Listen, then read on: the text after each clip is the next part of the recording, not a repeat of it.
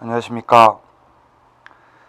자, 이번에 하실 내용은 이제 지난 시간에 이어서 우리 교재 152페이지 이제 점증 모형입니다. 이 점증 모형은 이제 시험 문제 굉장히 많이 나오는 주제인데요. 일단 그 의사결정 모형을 우리 지난 시간에 배웠던 내용까지 이제 합쳐서 약간 이제 구도를 좀 살펴보면요. 합리 모형이 가장 이상적인 의사결정 모형이죠. 합리 모형이. 이 합리 모형이 가장 이제 이상적이고 규범적인 의사결정 모형이에요. 그런데 이 합리 모형이 존재한다라고 하면 이 합리 모형의 완전히 반대편에 이제 사이버네틱스 모형이라는 게 있을 수 있어요. 사이버네틱스. 이제 이 사이버네틱스 모형은 이 합리 모형에서 말하는 완전 분석, 이 분석의 과정이 전혀 존재하지 않는 거죠. 자, 이런 식으로 이제 합리 모형하고 사이버네틱스 모형을 이제 극단적으로 대립을 시킬 때 합리 모형이 이상적이라 그랬죠. 규범적이라 그랬죠. 그래서 이제 합리 모형 쪽으로 의사결정을 할 수만 있다면 더할 나위가 없는데 문제는 이 합리 모형이 현실적이지가 못해요. 그래서 이제 이 합리 모형은 이제 두 가지 가정에서 출발하거든요. 합리 모형의 가정 두 가지. 첫 번째가 뭐냐면 자, 이 합리 모형은요. 이 합리 모형에서 말하는 합리성은 수단적 합리성이에요. 수단적. 그러니까 이제 우리가 일반적으로 의사결정이다 그러면 목표를 세우고 정책 목표를 세우고 이 목표를 달성하기 위한 수단을 선택하는 게 바로 이 의사결정이고 정책결정이거든요. 근데 이제 합리 모형은 이 수단적 합리성이라고 해서 근대 합리성의 출발이죠. 이 목표의 문제는 주어진 것으로 봐요. 그러니까 다시 규범적인 성격이 강한 이 목표의 문제는 주어져 있다 이거야. 그래서 첫 번째 과정이 주어진 목표. 이거를 전제로 해요. 이 얘기는 달리 표현하면 목표의 문제는 규범의 문제고 가치의 문제거든요. 그러면 목표가 주어져 있다는 얘기는 무슨 얘기입니까? 이 목표 설정을 둘러싸고 규범적인 가치 갈등이 존재하지 않는다는 얘기예요. 달리 표현하면. 그래서 가치 갈등이 존재하지 않는다라는 거죠. 이 얘기는 달리 표현하면 가치의 문제를 하나의 기준으로 완벽하게 서열할 수 있다. 이걸 전제로 해요. 자, 이런 상태에서 이렇게 주어진 목표를 전제로 해서 자, 객관적인 사실적인 수단 측면에서 뭘 해요? 쉽게 말해서 완전 분석이라는 걸 하지. 완전 분석. 그래서 이제 전지전능한 의사결정자가 자, 주어진 목표를 달성하기 위한 수단의 측면에서 객관적인 완전 분석을 해요. 그래서 이제 두 번째 특징이 의사결정자는 전지전능하다라는 가정하에 이제 완전 분석을 한다. 그래서 이제 이 합리 모형은요, 우리가 이제 공부하는 이 합리 모형은 엄격한 가정에서 출발해요. 바로 이 두 가지 가정. 자, 그래서 이제 이 두 가지 가정 가운데 자, 완전 분석을 할 수 없다. 요거를 비판하면서 나온 게 뭐예요? 이게 바로 제한된 합리성을 주장하는 우리 지난 시간에 봤던 사이몬의 만족 모형이죠. 자, 그럼 이제 보게 될 점증 모형은 뭐냐 하면 자, 이 완전 분석을 할 수 없다. 이것도 비판하면서 만족 모형에서 말하는 이 완전 분석을 할 수 없다. 즉 달리 표현하면 제한된 합리성을 갖고 있다라는 점을 비판하면서 동시에 플러스 자, 주어진 목표를 가정하기가 어렵다는 거예요. 왜 그러냐? 현실에서의 정책에서는 가치 갈등이 막 발생하거든요. 그래서 이제 이 두 가지 점 주어진 목표 자체를 이제 가정할 수 없다라는 이 두 가지 점에 초점을 두면서 이제 등장하는 의사결정 모형이 점증 모형이에요. 자, 이런 식으로 좀 보시면 되겠습니다. 자, 그래서 우리 교재 152페이지에 자, 점증 모형 봅시다. 이제 만족 모형이 사이몬과 마치가 주장한 거라면 점증 모형은 기억하세요. 린드브룸하고 윌다우스키가 주장한 겁니다. 린드브룸과 윌다우스키는 현실에서의 정책은 동그라미 하세요. 현실에서의 정책은 자, 동그라미 기읍번의 이유. 바로 뭡니까? 인지능력상의 한계죠? 그 다음에 동그라미 니은번의 이유. 정책을 둘러싸고 뭐가 대립 갈등해요? 가치가 대립 갈등하죠? 이걸 한마디로 표현하면 뭐예요? 정치야, 정치. 우리 첫 시간에 정치란 가치의 권위적 배분이었잖아요. 자, 이렇게 현실에서의 정책은 인지능력상의 한계, 한마디로 표현하면 제한된 합리성, 그리고 니은번 정책을 둘러싸고 이해관계의 대립 갈등이라는 한마디로 표현하면 정치, 이 속성으로 인하여, 으로 인하여에다 동그라미 하세요. 이 두 가지 이유 때문에 합리적으로 결정될 수가 없다라는 거예요. 현실에서의 정책은 점중적으로 결정되고 있다. 요거는 실증이죠. 실증. 그래서 점중 모형은 기본적으로 실증 모형이에요. 현실에서 이렇게 이루어지고 있다는 것을 실증하고 있지. 나아가 플러스 합리적으로 결정하는 것이 우리 규범적으로 바람직하다고 생각하는데, 점중 모형은 이런 이유 때문에 합리적으로 결정하는 것보다 점중적으로 결정하는 게 더 바람직하다고 주장을 해요. 이런 측면은 규범이야, 규범. 그래서 이제 점중 모형은 이제 기본적으로는 실증 모형인데 어떤 성격도 갖고 있습니까? 규범 모형의 성격도 갖고 있어요. 자, 그러면 점중 모형에서는 현실에서의 정책은 점중적으로 결정이 되고 있다. 그리고 합리적으로 결정하는 것보다 점중적으로 결정하는 것이 더 바람직하다고 주장하죠. 자, 그러면 여기서 말하는 점중적 결정이라는 게 뭐냐? 점중주의에서 말하는 점중적 결정, 이런 겁니다. 새로운 정책을 결정하는데요. 이 새로운 정책을 결정하는데 어떻게 결정하냐 하면 현재까지 하고 있는 거 있죠. 기존 정책이나 현존 정책, 얘를 베이스로 깔고 여기다가 새로운 약간, 요걸 알파라고 표현합시다. 새로운 약간의 요소, 이거를 추가하거나 플러스하거나 빼는 방식으로 현존 정책을 그러니까 새로운 정책을 결정하는 거예요. 쉽게 말해서, 자, 내일 내가 무엇을 할 것이냐를 결정함에 있어서, 내일 내가 무엇을 할 것이냐를 결정함에 있어서 오늘까지 했던 거를 베이스로 깔고 약간의 새로운 거를 추가하거나 빼는 식으로 내일 할 거를 결정하는 거죠. 이게, 자, 이렇게 하다 보니까, 자, 시간이 지나면서 어떻게 해요? 새로운 약간이 조금씩 일반적으로 추가되죠. 그래서 시간 지나면서 점중적으로 결정을 하는 거지. 그리고 정부 예산도 정책이거든요. 그러면, 자, 내년 예산은 뭐를 기초로 만든 거예요? 올해 예산을 토대로 해서 약간 추가하는 식으로 내년 예산을 결정을 하는 거죠.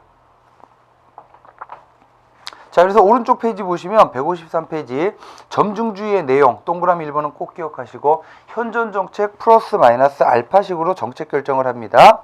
자, 그 다음에 동그라미 2번 분석의 대폭적인 제한이다. 이 얘기는 무슨 얘기입니까? 여러분, 합리모형은, 잠깐만요, 합리모형은, 자, 좀 전에 봤던 내용인데 어떻게 결정해요? 정책 목표를 주어진 것으로 보고 이 목표를 달성하기 위한 수단을 어떻게 해요? 완전 분석을 하죠. 완전 분석을. 왜냐? 인간이 어떻다라고 보기 때문에요.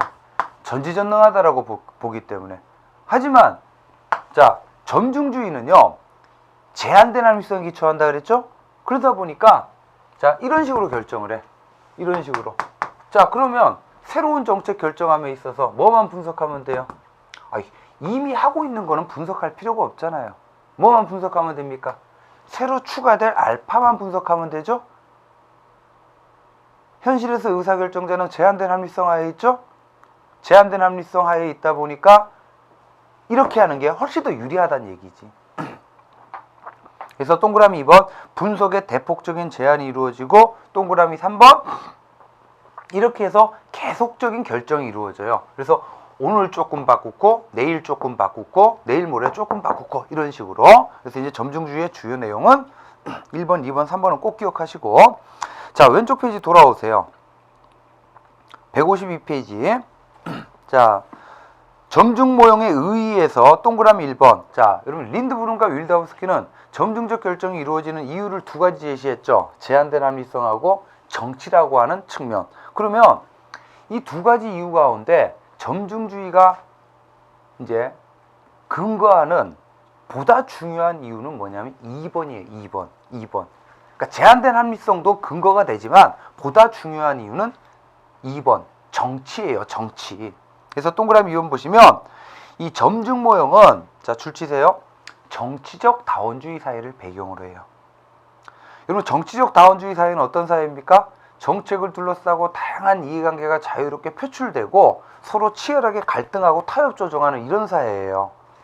그래서 이 정치적 다원주의 사회를 배경으로 다양한 이해관계의 조정 타협이라는 정치적 합리성 동그라미 하세요. 그래서 이제 점중 모형이 근거하는 합리성은 정치적 합리성이야. 우리 합리 모형에서 말하는 합리성은 객관적 합리성이고 경제적 합리성이었죠. 자 이렇게 보시고 자 그 다음에 하단에요. 점중주의가 현실적으로 타당한 이유 첫 번째 뭐예요? 제한된 합리성이 기초하기 때문에. 제한된 합리성을 갖고 있는데 이렇게 완전 분석을 하기보다는 이렇게 하는 게 훨씬 더 유리하다는 거죠. 두 번째 매몰 비용. 여러분 점중주의는요 항상 현존 정책을 베이스로 깔고 가거든요. 그러면 여러분 합리주의는 어떠냐 하면 현존 정책을 인정을 안 해요. 합리 모형은 항상 이 제로 베이스에서 출발해. 0에서 출발해서 완전 분석해서 새로운 정책을 결정을 해요. 근데 점중 모형은 중요한 특징이 현존 정책을 베이스로 깔고 간다는 거거든요. 왜 이 현존 정책을 베이스로 깔고 가냐 하면 우리가 지금 현재 하고 있는 정책이 있죠. 여기에는 이 정책을 만드는데 어마어마하게 많은 시간과 비용이 여기에 투자가 돼 있어요. 투자가 시간과 비용이. 이걸 매몰 비용이라 그러거든요. 그러면 합리 모형은 어때요? 현존 정책 인정 안 한다 그랬죠. 제로 베이스에서 출발한다 그랬죠. 이 얘기는 달리 표현하면 지금까지 현존 정책을 만들고 유지하는 데 소요된 매몰 비용을 포기한다는 얘기예요. 반면 점중 모형은 현존 정책을 베이스로 깔고 간다는 얘기죠. 이 얘기는 달리 표현하면 현존 정책을 만들고 유지하는 데 소요된 매몰 비용을 건지겠다는 거죠. 그래서 매몰 비용을 고려하게 되면 합리모형적 결정을 하는 것이 아니라 얘를 베이스로 깔고 약간의 새로운 것을 추가하는 식으로 결정을 하게 되죠. 그래서 매몰 비용. 자, 그 다음에 동그라미 3번 정치적 실현 가능성. 자, 다시 한번 말씀드리면 점중 모형은 현존 정책을 베이스로 깔고 가거든요.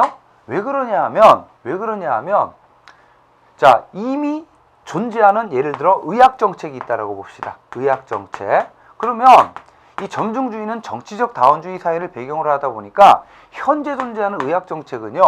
이 의학 정책을 둘러싸고 의사 집단, 약사 집단, 한의사 집단, 즉 이 사회의 다양한 이해관계 집단들이 의학 정책을 둘러싸고 서로 어떻게 해요? 지지고 볶고 싸우고 타협 조정해서 만든 일종의 뭐냐 하면 정치적 합의의 결과물이 현존의 의학 정책이에요. 이거 건들면 안 되죠. 이거 건들면 기존의 정치적 합의를 무시하는 게 돼버리잖아요. 그러면 누군가는 엄청나게 이해관계 집단 가운데 누군가는 엄청나게 저항을 하거든요. 그래서 이 기존의 정치적 합의를 존중하고 기반으로 해서 약간의 새로운 것을 추가하는 방식으로 새로운 정책을 결정하게 되면 정치적 저항이나 이런 것들이 약해지겠죠? 자, 그래서 152페이지 점중주의의 현실적 타당성 근거 세 가지는 기억을 해 두십시오. 자, 오른쪽에 이제 점중주의의 내용에서는 1, 2, 3이 중요하다 그랬습니다. 그 다음에 4번도 좀 체크하세요. 목표와 수단의 상호 우전성. 이런 합리모형은 어때요? 합리모형은 목표를 이렇게 명확하게 정한 상태에서 수단을 찾는 식으로 이렇게 진행하죠.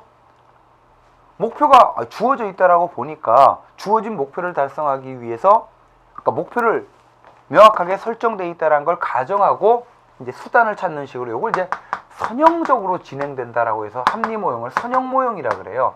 근데 지금 점중 모형은 어떻습니까? 정치적 다원주의 사회다 보니까 목표를 사전에 명확하게 세우기가 어려워요. 자, 이런 상태에서 목표가 명확하지 않은 상태에서 합리 모형처럼 이렇게 의사결정을 할 수가 없다라는 거죠. 그래서 이제 점중 모형에서는 요 수단 선택을 어떻게 해요? 이렇게 하는 거예요. 현존 정책 플러스 마이너스 알파식으로, 즉 새로운 정책, 수단을 선택하게 되면 이렇게 해서 오늘 조금 바꾸고 내일 조금 바꾸고 시간이 지나다 보면 시간이 지나면서 이게 목표였구나 라는 게 뚜렷해질 수가 있어요. 그래서 이제 점중 모형은 목표에서 수단으로 영향을 미치기도 하지만 수단이 목표에 영향을 미치는, 이걸 이제 고리형, 돌고 도는 거죠. 링과 같아 이거야. 링. 고리형.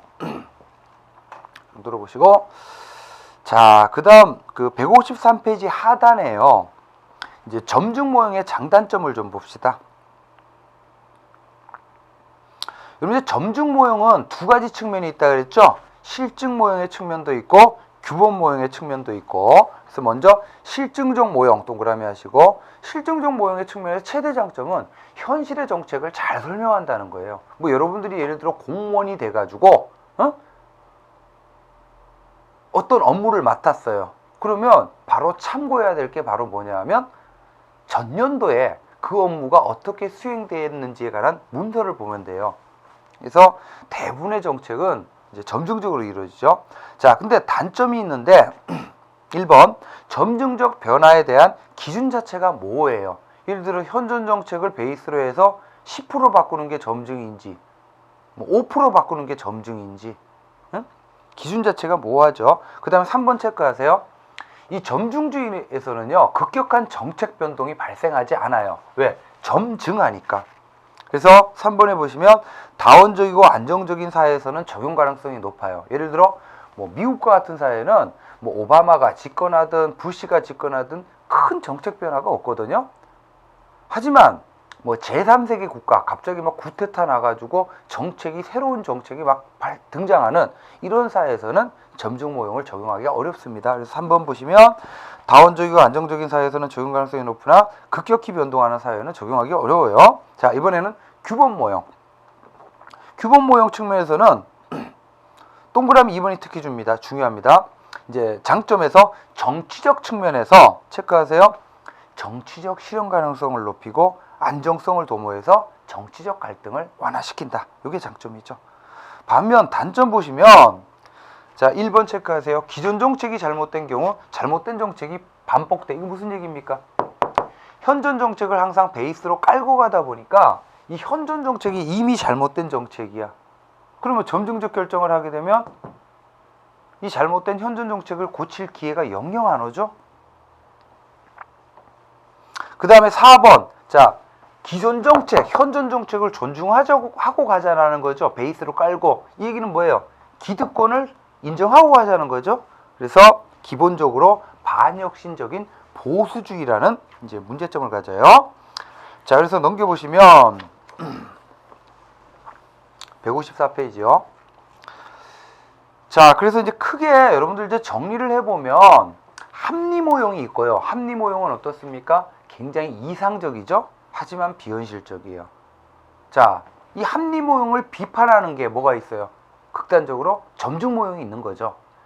점중 모형. 그래서 합리 모형하고 점중 모형을 대비시키면 합리 모형은 이상적인데 비현실적이야. 반면 점중 모형은 어떻습니까? 현실적이긴 하죠. 근데 너무 보수적이에요. 그래서 이제 154페이지 여기서부터는 이 합리 모형하고 점중 모형의 장단점을, 특히 장점을 결합하는 이론이에요.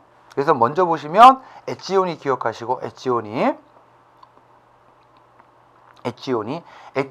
이름을 혼합 동그라미 하세요. 혼합한 거야. 혼합 탐사 또는 혼합 주사 모형이라고도 하는데, 자, 그래서 첫 번째 줄 보시면 합리 모형의 비현실성, 점중 모형의 보수성을 탈피해서 양자의 장점 동그라미 하세요. 그래서 이제 합리 모형과 점중 모형의 장점입니다. 합리 모형과 만족 모형이 아니고. 그래서 이제 양자의 장점을 결합한 건데, 그러면 이제 어떻게 해서 양자의 장점을 결합했느냐?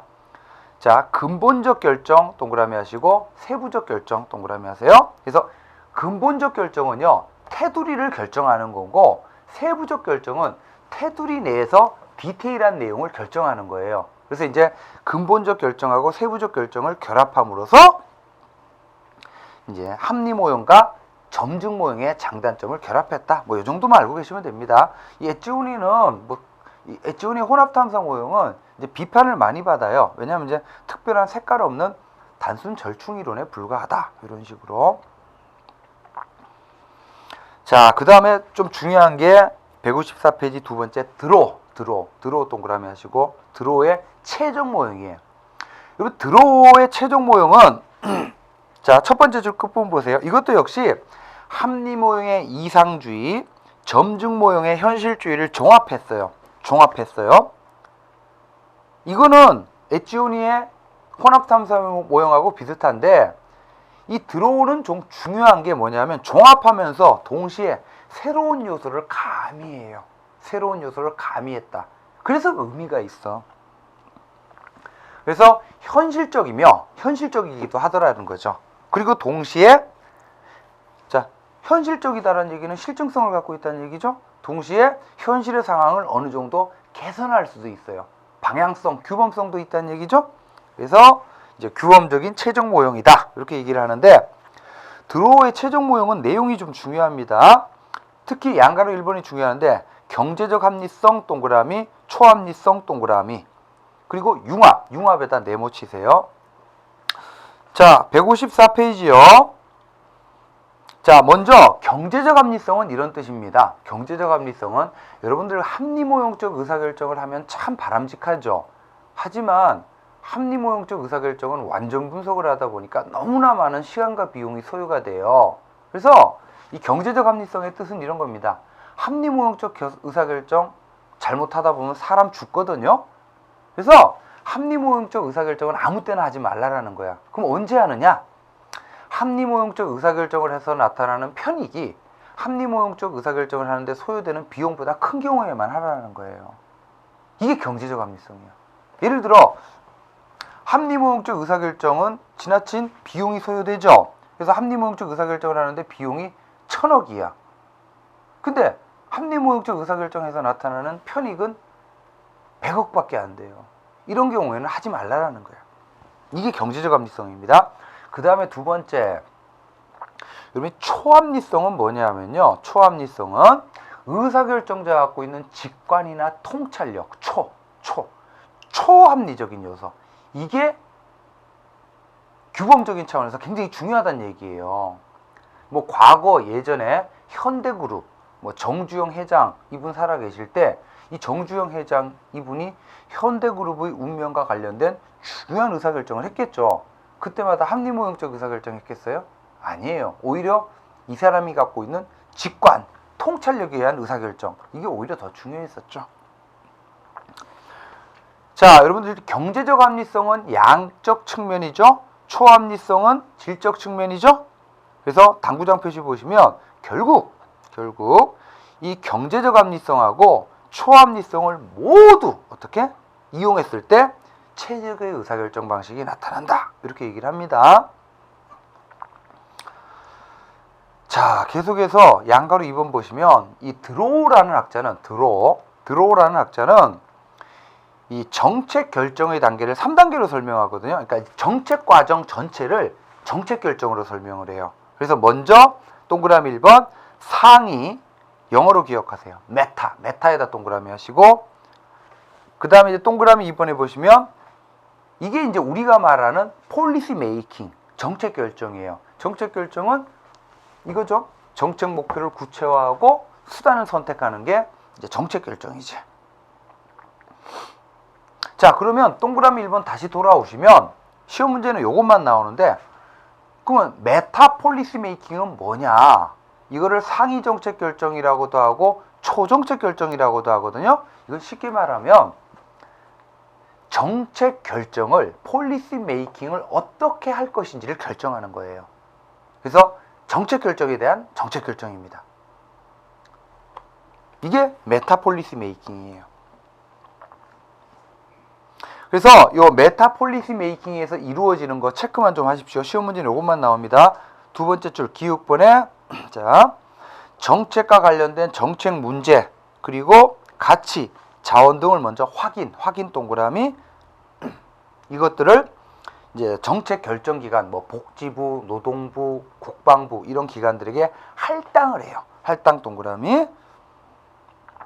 그리고 니은번 보다 바람직한 정책 결정을 가능하는 정책 결정 체제 설계 체크하시고, 그 다음에 이제 이러한 전제하에서 자, 합리 모형적 결정을 할 건지 점중 모형적 결정을 할 것인지 정책 결정의 주된 전략 선택, 이게 어디서 이루어지는 거예요?